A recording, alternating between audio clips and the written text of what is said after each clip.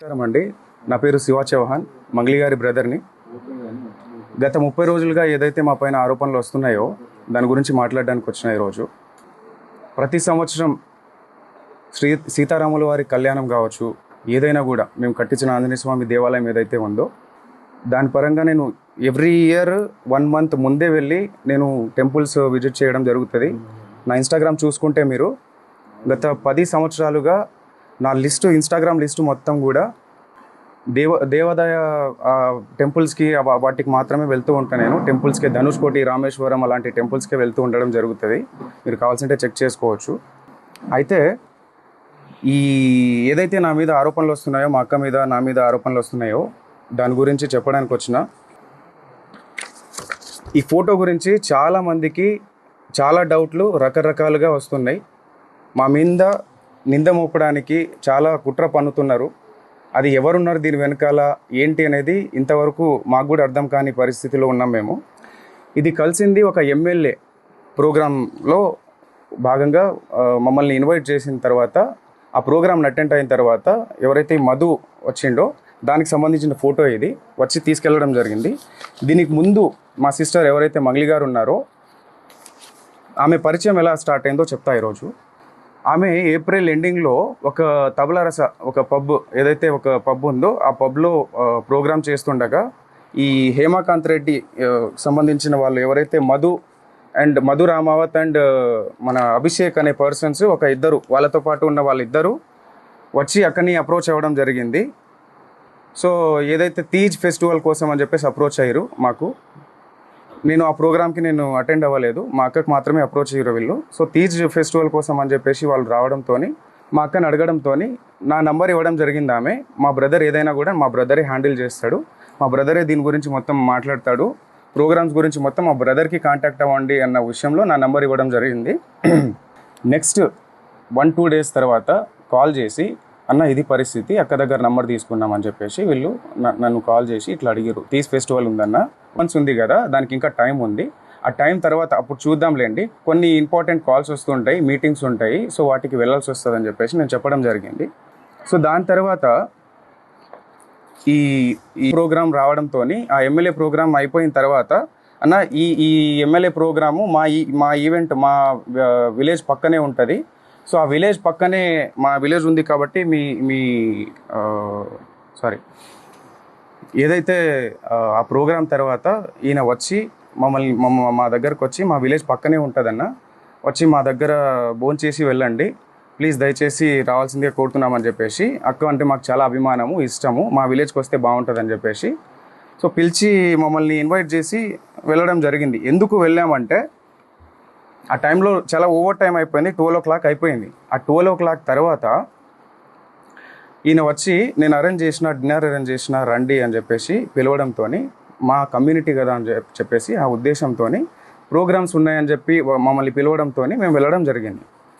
వెళ్తే అక్కడ, అక్క నీ ఫోటో, నేను కన్స్ట్రక్షన్లో ఉంది ఇల్లు, ఆ ఫోటో నేను తీసుకుంటా అక్క, గుర్తుగా ఈ ఇంటి ఓపెనింగ్కి నేను పిలుస్తా మిమ్మల్ని, ఈ ఇంటి ఓపెనింగ్కి మేము పిలుస్తా, అప్పటికి నేను ఫ్రేమ్ కట్టించుకుంటా అక్క మా ఇంట్లో, నాకు గుర్తుగా ఉంటుంది అని చెప్పేసి మేము డిన్నర్ చేసిన తర్వాత కింద దిగిన ఫోటో ఇది. మా టీం ఏదైతే ఉందో ఆ టీంతో సహా ఒక 15 members వరకు వెళ్ళినాం మేము. ఓకే, సో దీని తర్వాత ఇది అక్కడిది ఫోటో. ఈ ఈవెంట్ ఏదైతే జరిగిందో, ఈ వెంచర్ ఓపెనింగ్, ఇది వెంచర్ మేము రియల్ ఎస్టేట్ వెంచర్ ఇది చేస్తామని చెప్పేసి చేసిరు. దీని గురించి మాట్లాడాలి ఈరోజు.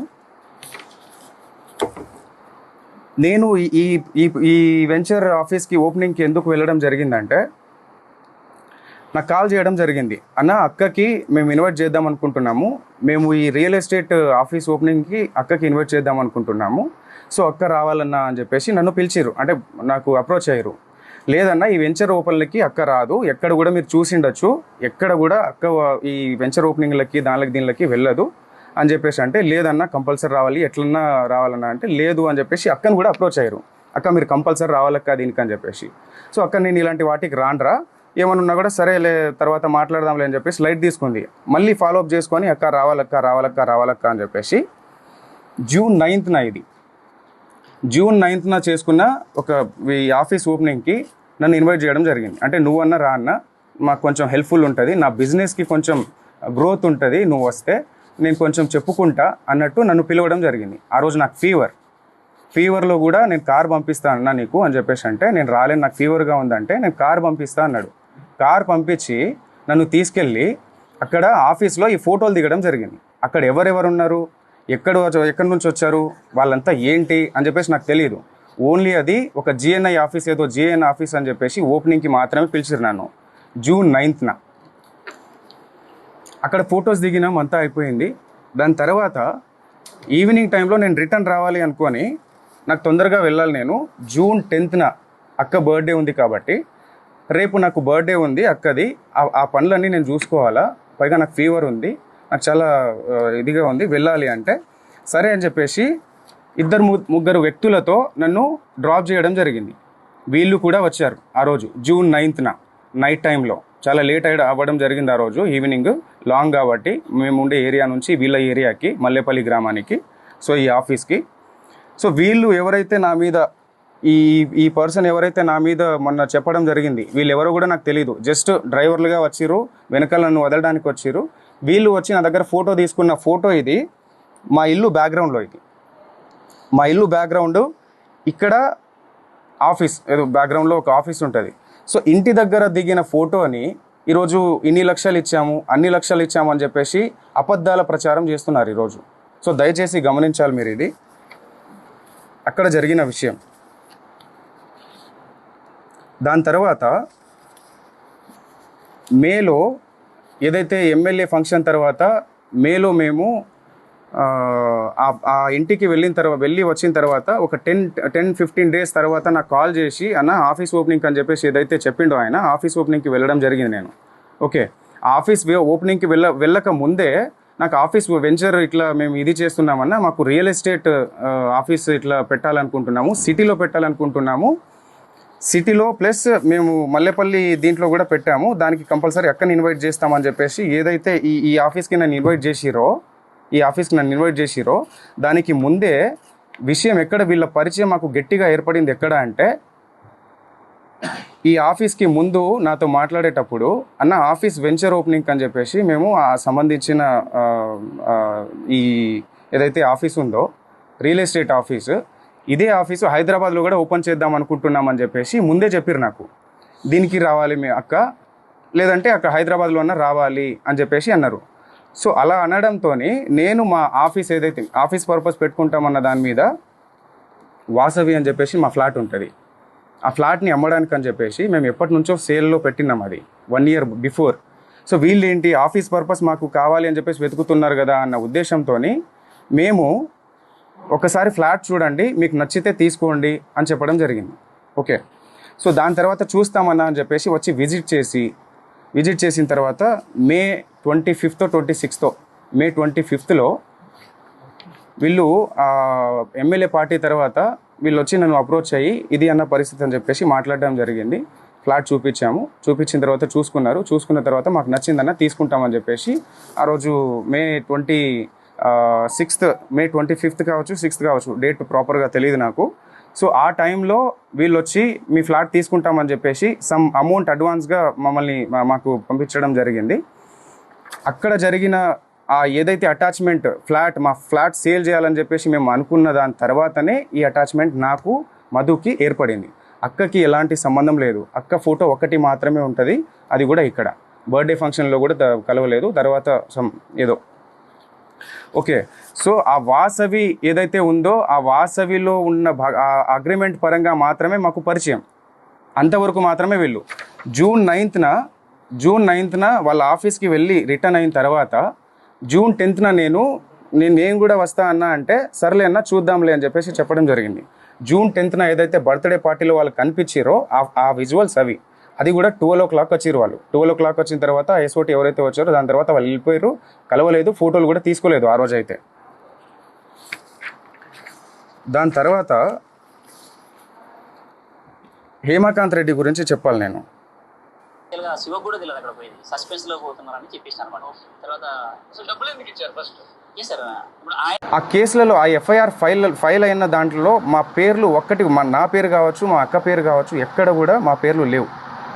మేము ఎక్కడ తప్పు చేసినట్టు మీరు ఎక్కడైనా నిరూపించండి, మేము కంపల్సరీగా ఎక్కడైనా రావడానికి సిద్ధంగా ఉన్నాం. బాధితుల పక్షాన మేము నిలబడడానికి సిద్ధంగా ఉన్నాము.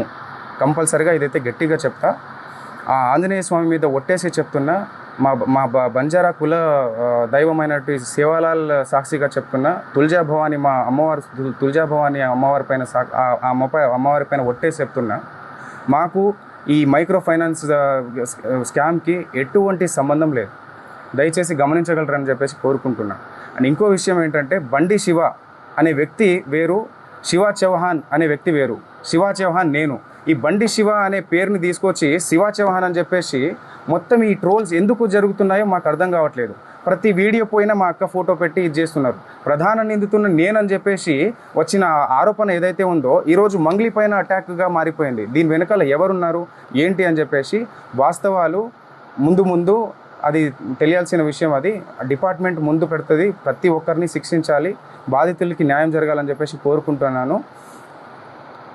14 ఏళ్ళుగా ఒక్కొక్క మెట్టు ధర్మంగా, ఒక్కొక్క మెట్టు ప్రతి పాట ఒక శక్తిలాగా వచ్చే ఒక పాటని ఆమె ముందుకు తీసుకొస్తూ జనాల్ని అంత ఇదిగా తీసుకొస్తూ అంత ధర్మంగా ప్రతిదీ అంత ముందుకు తీసుకొస్తున్నప్పుడు అలాంటి ఒక్కొక్క మెట్టు పవిత్రంగా ఎక్కిన మెట్టుని బదనం చేయడానికి వీళ్ళు ప్రయత్నిస్తున్నారంటే ఎందుకు ఆరోగ్యంగా మాట్లాడదండి?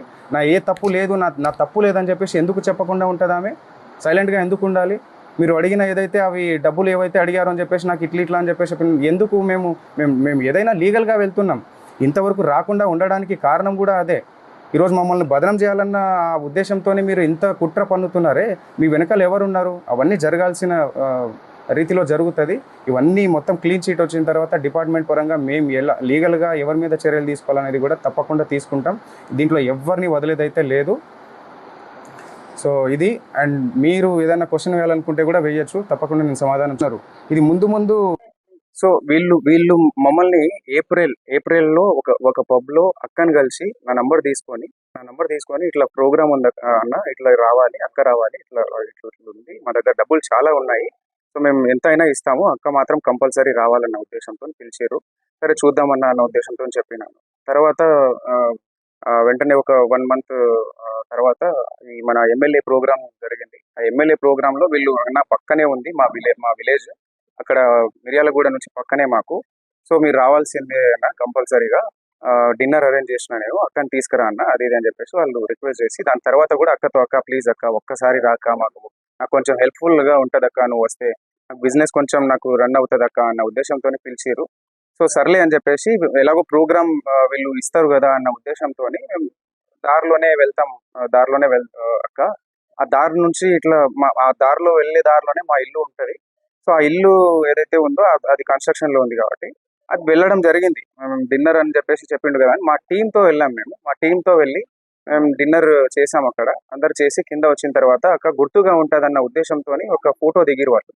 తర్వాత మేము కలిసిండేది ఇట్లా ఆఫీస్ పర్పస్ అని చెప్పేసి, ఓపెనింగ్ చేసుకోవాలని చెప్పేసి, ఇక్కడ హైదరాబాద్లో కూడా ఒక ఆఫీస్ కావాలి మాకు అని చెప్పేసి చెప్పడంతో, సరే ఫ్లాట్ ఉంది మీరు చూడండి ఒకసారి, మీకు నచ్చితే తీసుకోండి అని చెప్పడం జరిగింది. నేను చూసిరు వాళ్ళు, చూసిన తర్వాత నచ్చిందని చెప్పేసి అగ్రిమెంట్ చేసుకున్నాము. అంతా ఓకే, అంతవరకు ట్రాన్స్ఫర్ చేసిరు.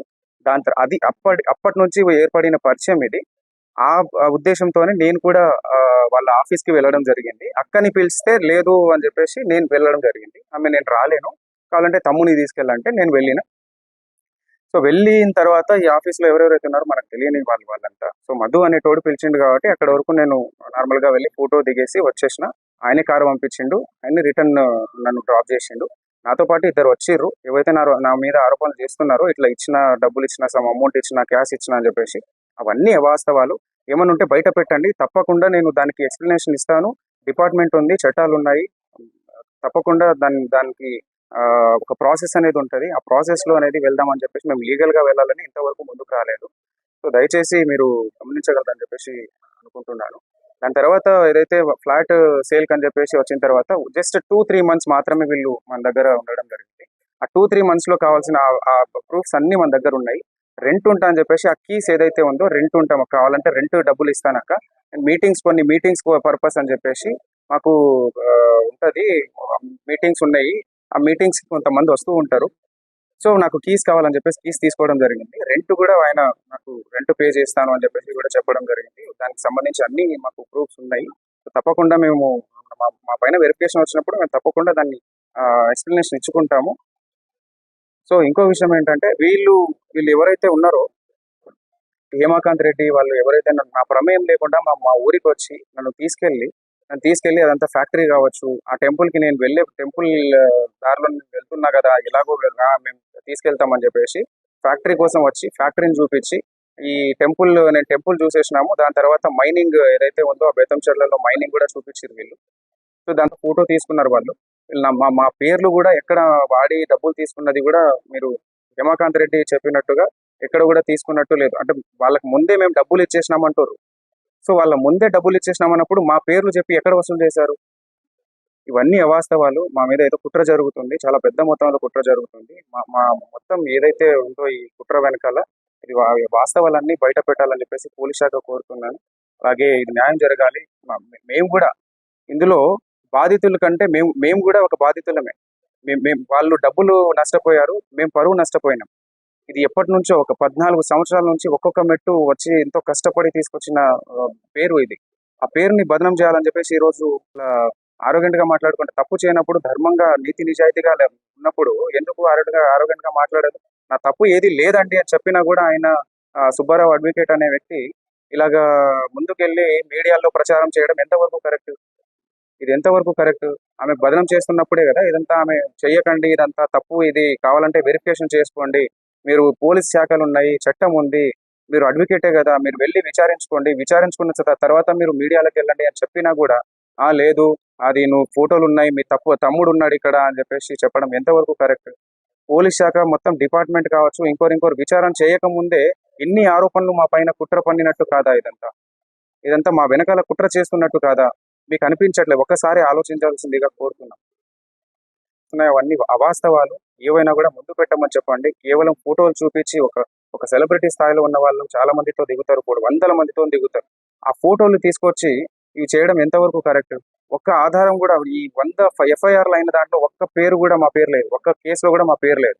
ఈ రోజు సుబ్బారావు అడ్వకేట్ అనే వ్యక్తి ఏ కేసు లేకుండా, ఏ ఆధారాలు లేకుండా కేవలం ఆరోగ్యంట్ గా మాట్లాడింది, కేవలం నన్ను ఇబ్బంది పెట్టింది, నన్ను ఇట్లా మాట్లాడింది, ఆమె ఇలా మాట్లాడింది, ఆమె వ్యక్తిత్వం కరెక్ట్ కాదు అని చెప్పడానికి ఆయన ఎవరు? ఆయన ఏదైనా లీగల్ గా వెళ్ళాలి, కానీ ఒక అడ్వకేట్ లీగల్ గా వెళ్ళాలి, చట్టం ద్వారా వెళ్ళాలి. ఏదైనా కోర్టులు ఉన్నాయి, పోలీస్ శాఖలు ఉన్నాయి, వ్యవస్థలు ఉన్నాయి. ఎందుకు ఇవన్నీ ఈ ప్రాసెస్ లో మీడియాలో ఇప్పటికీ స్టిల్ ఈ రోజు కూడా ఆయన వెళ్ళి మీడియాలో ప్రచారం చేయడం జరుగుతుంది. సో ఇవన్నీ మా మీద కుట్ర జరుగుతున్న ప్రాసెస్ అది.